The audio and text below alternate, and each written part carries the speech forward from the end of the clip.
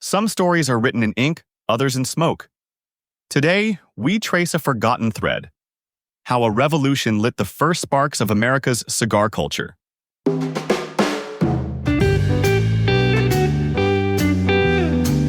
Welcome to the Cigar and Whiskey Podcast, where every episode takes you deeper into the stories, traditions, and flavors that make cigars and spirits unforgettable. So pour a glass, light a stick, and settle in.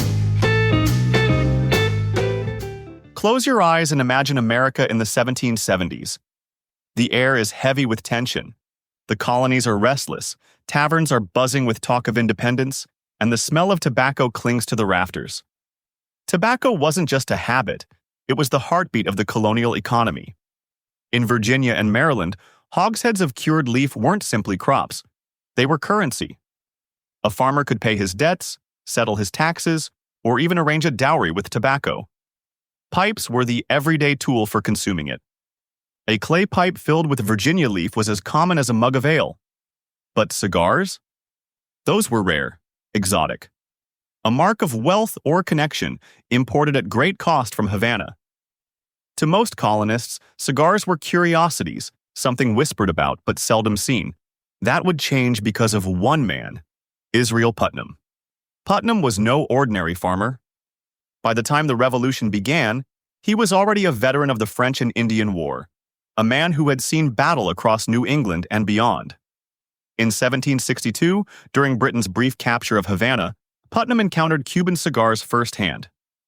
Their smooth draw, their rich flavor, they were unlike anything he'd smoked before. When he returned to his Connecticut farm, he didn't come back empty-handed. In his baggage were boxes of Havanas and, more importantly, pouches of Cuban tobacco seeds. Planting those seeds in the fertile Connecticut River Valley, Putnam unknowingly started a tradition that would echo for centuries. The broadleaf tobacco that sprouted there was hardy, resilient, and soon prized for its silky wrapper.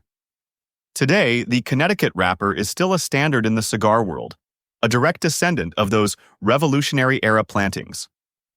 It's remarkable to think that one general's curiosity could ripple so far through history. But if Putnam planted the seeds, the Revolution provided the fire. By the late 1770s, tobacco was more than an export. It was a weapon of war. The British knew that Virginia's tobacco fields underpinned the colony's wealth. In 1780, they launched what became known as the Tobacco War. Redcoats marched along the James River, setting fire to warehouses stacked high with hogsheads. Entire harvests went up in smoke, choking the skies with the scent of burned leaf. The destruction wasn't random. It was strategic. By torching the colony's tobacco, Britain aimed to starve the rebellion of its financial lifeline. Imagine the despair of a Virginia planter, watching the year's labor vanish in an afternoon of flames. Tobacco wasn't just commerce. It was identity. Losing it was like losing a piece of yourself. This scarcity changed the role of cigars. With fewer imports coming in and domestic tobacco under attack, cigars became even rarer, even more prized. When officers managed to share a Havana with their men around a campfire, it wasn't just tobacco being passed hand to hand. It was solidarity. A small act of defiance. A moment of comfort when everything else seemed uncertain. In those circles of smoke, cigars began to take on symbolic meaning: resilience, unity, endurance. Take a slow draw, pour a sip. We'll be right back with more from the Cigar and Whiskey Guide podcast.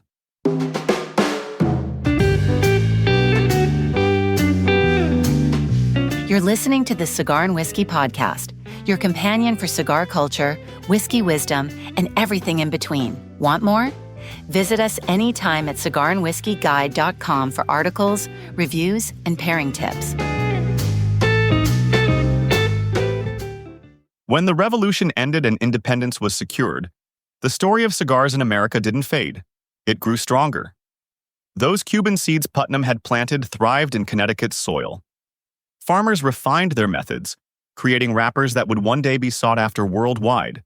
At the same time, cigar imports from Havana continued to trickle into American ports. In places like Boston, New York, and Philadelphia, smoking a cigar became a marker of celebration. Veterans who had endured the war found new reasons to gather in taverns. now not just as rebels but as citizens of a free republic. Lighting a cigar in those early years of independence carried a sense of pride, a reminder of battles fought and freedoms won.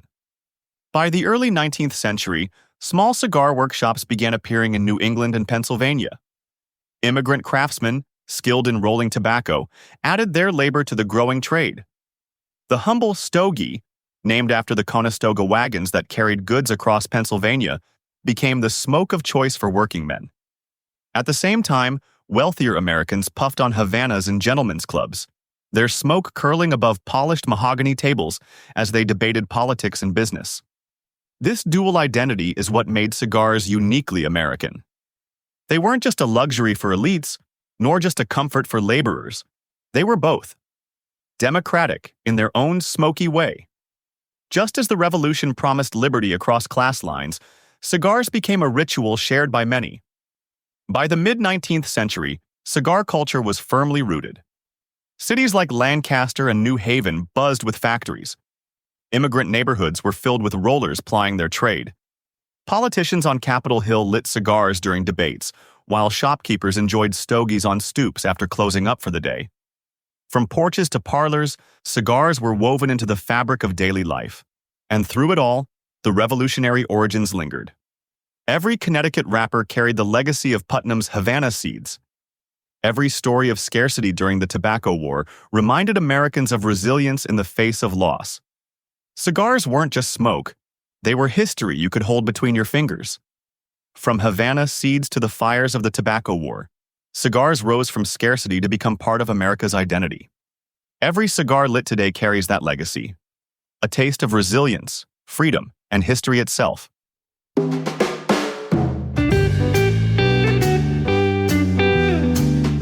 Thanks for listening to the Cigar and Whiskey podcast. Subscribe and share with a fellow aficionado, and keep the journey going at cigarandwhiskeyguide.com, where every puff and pour has a story.